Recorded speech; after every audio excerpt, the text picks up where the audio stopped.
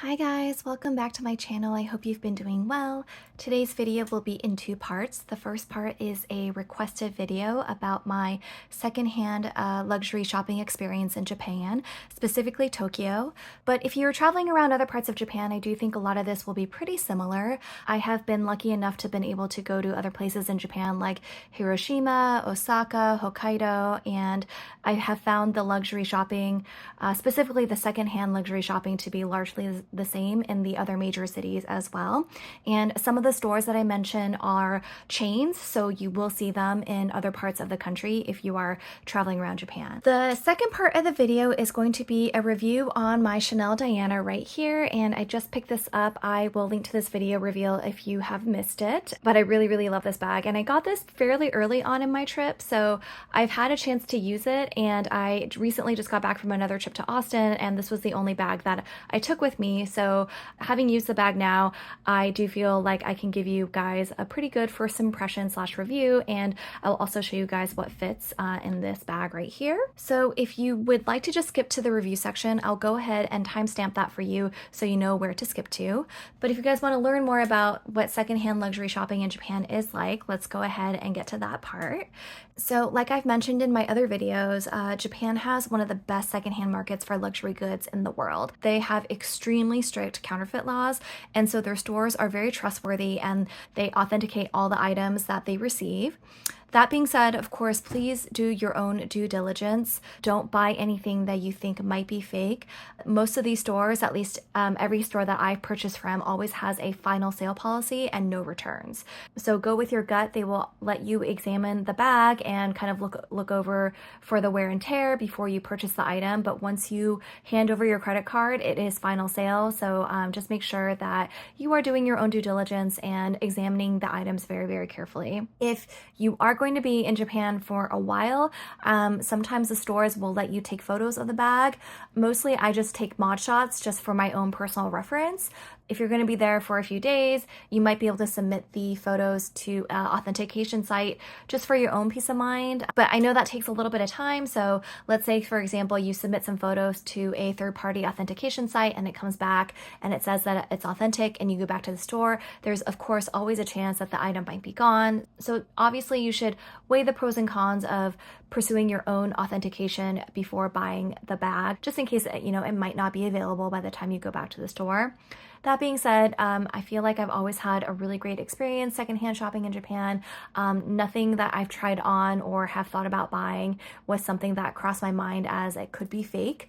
I am not an authentication expert by any means, but I am a bag lover. I have seen my share of bags and just done a lot of shopping, and I feel like at this point I can tell, or at least if I have my own suspicions that something might be fake, I'm obviously not going to purchase it. But I've always had a good experience shopping in Japan, and I feel like all these stores are very trustworthy. So the most well-known stores, at least that I have experienced, are called Brand Off and Daikukuya. There's also Amore Vintage, which is basically like Chanel Heaven. They have a few locations, but they have one that is basically just Chanel only, and it is glorious. I didn't take any videos. I'm not really much of a vlogger.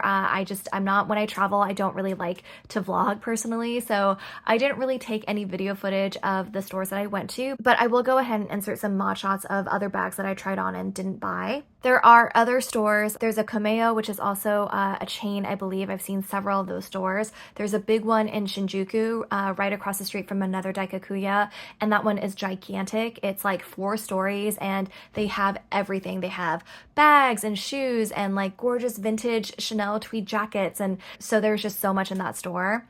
There's other smaller stores. I think they're called Book Off and Mode Off, which Book Off is kind of like a bookstore, but in the back they have luxury bags. I don't really know why. It's kind of random, but it's like a bookstore and a bag store. Then there's also Mode Off, which is mostly thrifted clothing, but they do have an entire section of bags that I've seen. And I believe the one I went to was in Shinagawa. There's also a really cute vintage store called Smith's Artique, and that in just a really cute neighborhood. And it's pretty small, but they had a pretty good selection of specifically vintage like Gucci and Chanel bags.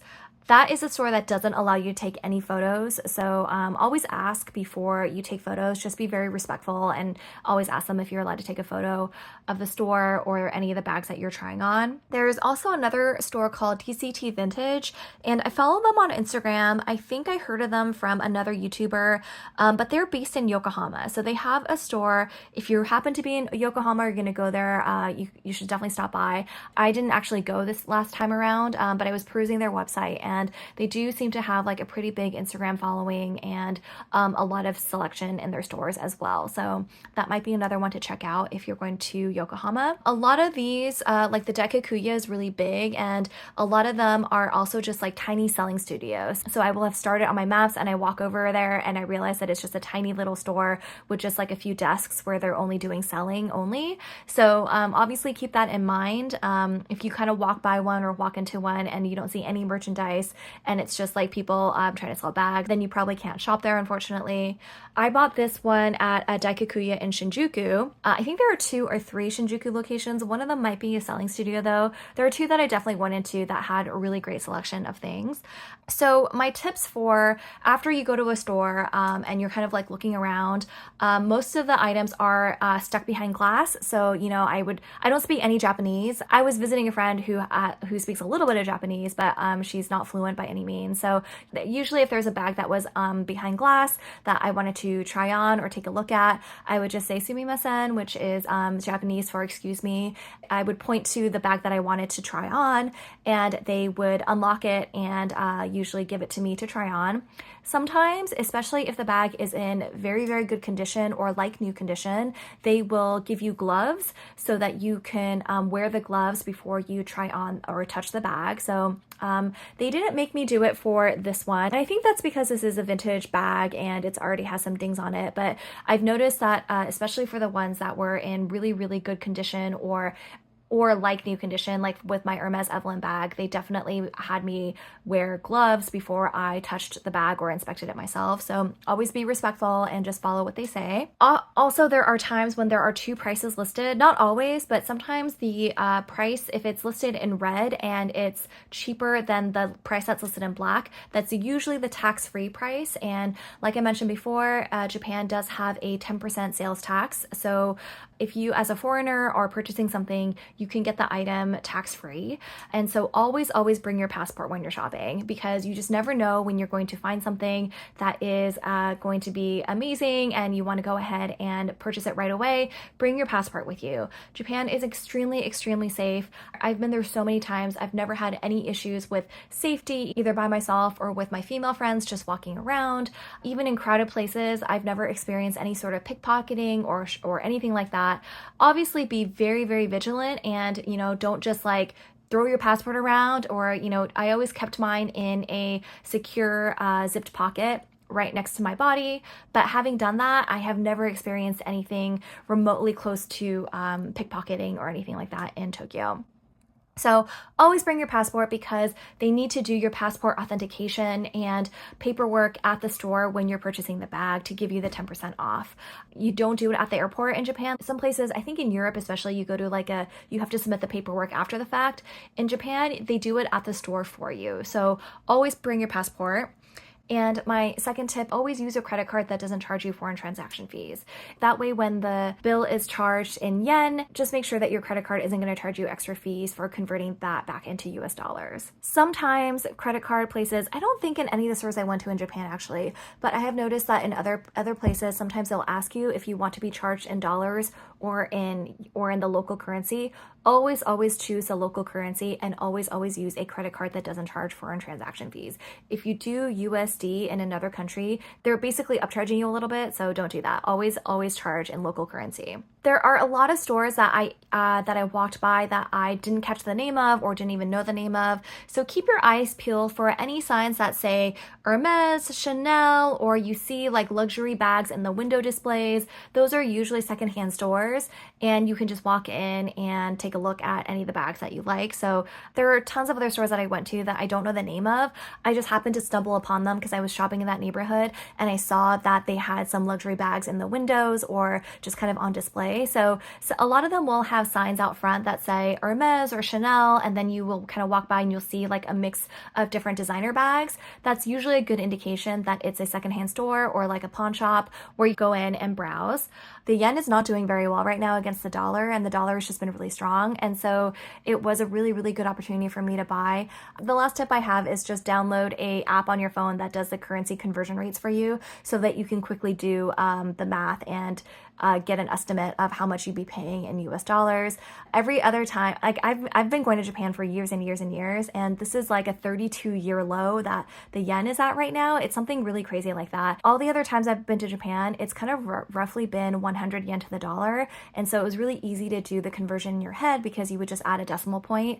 But now with the yen doing so badly, I had to rely on my currency app a lot more just to get a more accurate estimate of what I would be charged after purchasing something, especially if it was like a little bit more of an expensive item. So definitely download a currency app before you go shopping and do the math while you're in the store really quickly just so you can see how much you'd be spending. So yeah, I think that's about it. I've listed the stores, I've listed the few tips that I have. Let me know if you guys have any other questions about secondhand luxury shopping in Japan, but I've always had such an amazing experience there, and honestly I just wish I had done more shopping when I was there. Sorry I don't really have any video footage to show you guys. So let's now go into the second part of the video, which is a review slash first impressions on my new to me Chanel Diana in the small size, and this is in the black lambskin. I'm going to try to angle it to the light so you guys can just see how gorgeous that lambskin is. And of course this has the 24 karat gold hardware, which I absolutely love. I am so happy to have finally added a vintage Chanel into my collection. I've been wanting one for the longest time, but like I said in my last video, I just didn't really want to spend $4,000 or $5,000 on a vintage bag, and I got this for $2,900, I think. If I'm remembering correctly, it was definitely under $3,000, and I'm really happy to have gotten this. This is a 2 series. It did not come with the authentication card, and it did not come with a dust bag, which is totally fine. I really think that this is a bag that I'm going to have in my collection for the rest of my life. I just don't see myself selling this bag, and so having the authenticity card wasn't that important to me. And I picked this up at a Daikakuya location in Shinjuku, and yeah, I will insert some photos of me trying the bag on in the store. I had actually was almost very close to buying another Chanel Diana, which was a little bit cheaper, but it wasn't in as great condition, and it was a 1 series, so the flap was a little bit different. I think I have mod shots of that bag, so I will insert those as well. You can see where the bottom of the flap is kind of squared off a little bit and not rounded, and I really liked the look of the rounded flap a little bit more, so I decided to go ahead and pay a little bit more for this one instead of the 1 series. And I remember that one did come with the authenticity card, which I was really impressed by. And so this one definitely has a little bit of wear and tear, so let me see if I can pick it up on camera here. There is a little bit of a scratch mark right here. I don't know if you guys can see that. And there's a little bit of creasing along the ends right here. And here is the bag up close. The bottom has a few dings. I'm trying to get this to focus. There are mostly just like right here and right here, but that's going to happen. The bottom is smooth leather, so you're going to see dings. Oh yes, right here. Here are the 2 that I was talking about. So you can see the scratch marks right there. The other thing was I couldn't really find any corner wear, which I thought was kind of amazing for a bag that's like 30 years old. The sides look very good.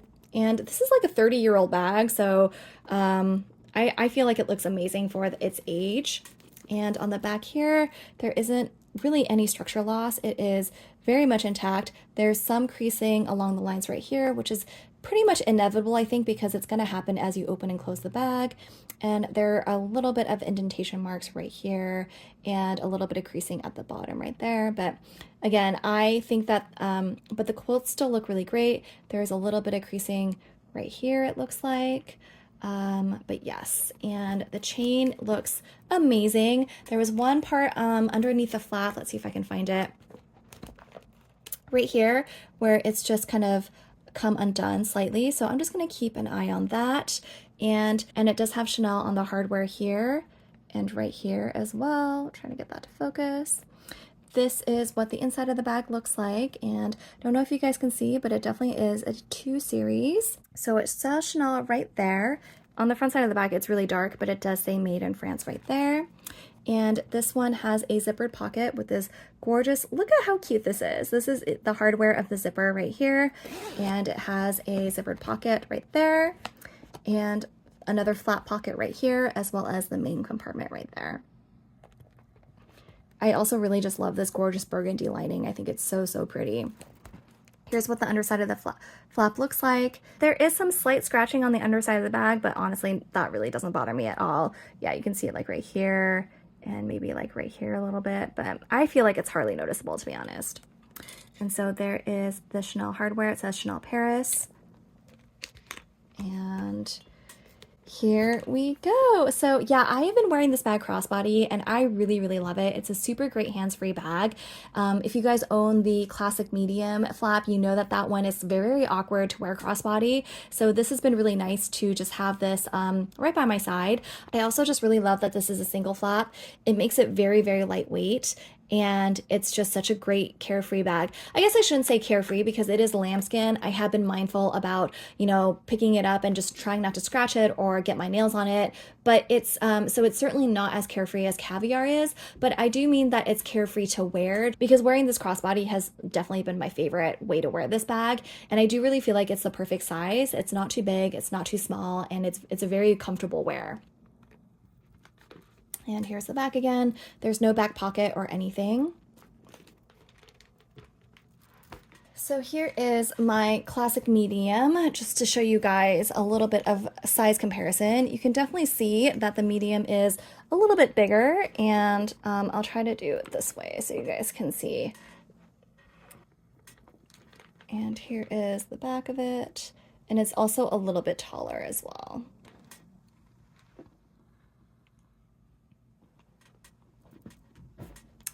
This is, like I said, the small size because it has 4 of the quilts across.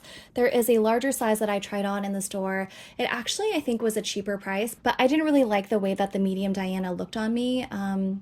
It didn't fit my frame as well as the small one did. I don't know, I didn't really like the way that looked on my body, so the small size was definitely the one that I wanted. Sorry about the chair creaking, guys. I'm trying to work around it, but you might hear some of the chair creaking. So the length of the bag is about 9 inches, and the height of the bag is about 5, maybe 5.5 inches. And the depth of the bag at the bottom is about 3 inches. And with my medium, you can see that this one is definitely wider. This is about 10 inches across.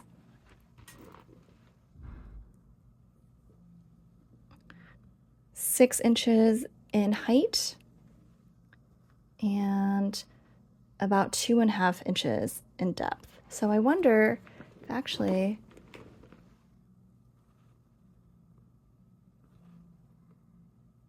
oh, interesting. I had not noticed that before. I feel like the Chanel Diana is a little bit deeper than the classic medium flap. Okay, so let's do a little bit of what fits. And my long wallet does fit perfectly right here, but you can't really fit anything else beyond that. Maybe you can fit in some keys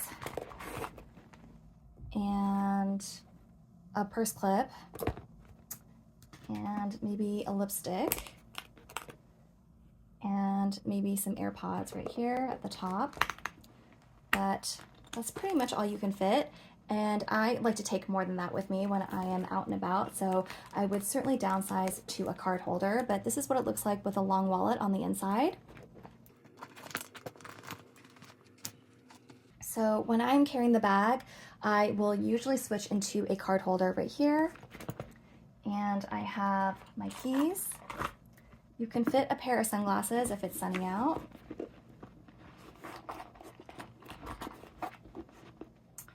And I have like a little sunscreen powder right here, and a lipstick, purse hook, and maybe a tote bag on top. And that fits really nicely right there. If it's a cloudy day or your sunglasses are just too bulky, you can ditch these. And so what do we have in here? We still have the card holder and the keys and the lipstick and a sunscreen powder and the purse hook. You can also put in some hand sanitizer.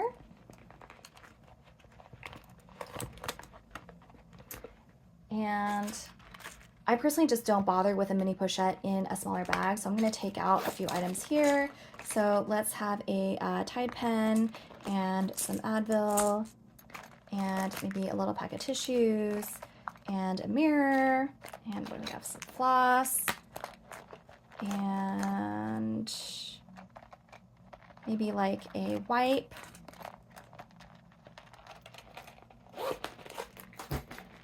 So here is the bag again, and let's see if all this can fit.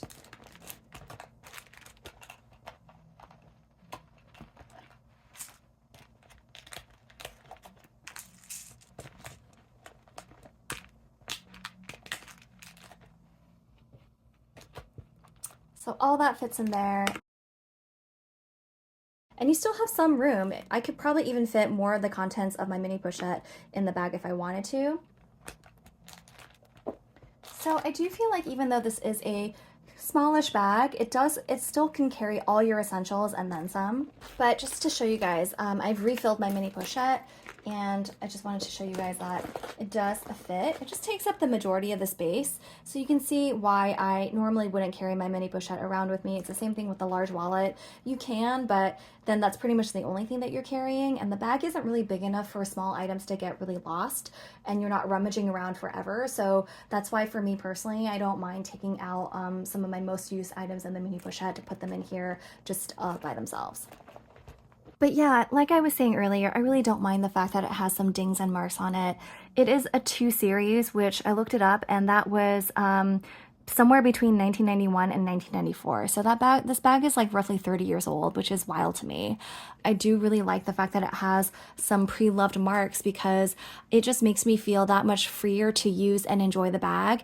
If I had a 30-year-old bag that was in pristine condition, I feel like I would just lock it up and never use it and only take it out with wearing gloves or something, because I would just be so afraid to use a bag that was that old and that vintage, but also in such good condition. And so the fact that this already has some dings and scuffs on it, it just makes me more free to use the bag, because it's kind of like, well, if I get a tiny mark on it here or there, as I probably will as I'm using the bag, it's just going to join the other dings and scuffs that are already on this bag. This is such a gorgeous vintage bag that I just want to get a lot of pleasure out of using this bag and wearing it a lot. And the other added bonus, obviously, is that shopping secondhand is much better for the environment too. It saves the bag from the landfill, and you are giving new life to something that someone else doesn't want anymore. I think that's it for this video. Thank you guys so much for watching. Let me know if you guys have any questions about anything, and I will do my best to respond in the comments. Please like this video and subscribe to this channel if you haven't already. That would really mean the world to me. I hope you guys all have a wonderful day, and I will see you next time. Take care. Bye.